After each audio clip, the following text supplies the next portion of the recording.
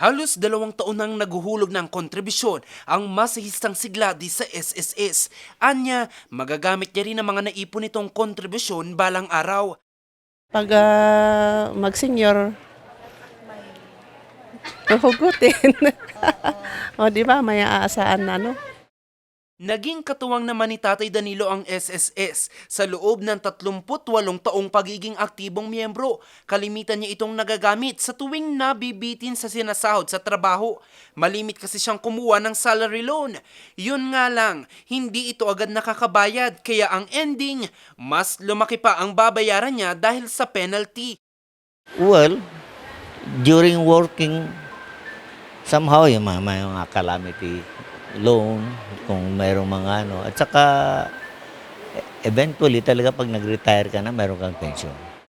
Mabuti na lamang daw at nabalitaan nito ang Consul Loan o ang bagong condonation program ng SSS. Ang naturang programa kasi naglalayong i-waive o tanggalin ang penalty sa mga hindi nabayarang loan.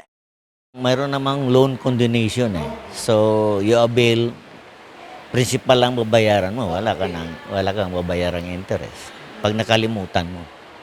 Kaya just have to take note of what your obligation. Maaaring mag-apply rito ang mga miyembrong may outstanding salary loan early renewal program, calamity, emergency loan at restructured loan na hindi nabayaran sa loob ng 3 buwan. Hindi na nila nabayaran, nakaligtaan ho nilang bayaran. Siyempre, kahit ano namang loan ho yan, pag nakaligtaan mong bayaran yan, tumutubo ho yan ng interest at saka penalty. So under our program, the Consul Loan, in short, is i-waive na ho natin yung penalty. Ibig sabihin, ang babayaran na lang ho ni member is the principal at saka yung interest.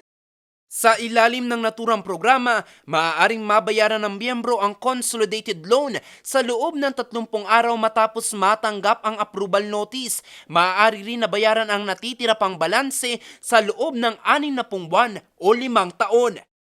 This is a call for all members sa SSS na they have na may mga existing loan, no? Salary loan early renewal, emergency loan, calamity loan, yung mga ganyan na siguro nakaligtaan ho nilang bayaran yung kanilang mga loans. This is your opportunity to clean your record ho sa SSS with this Consul Loan program.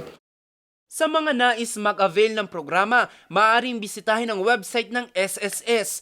Oktubre taong 2022 nang ilunsad ang Consul Loan Program ng SSS. Jose Robert Invitor para sa Luzon Headlines.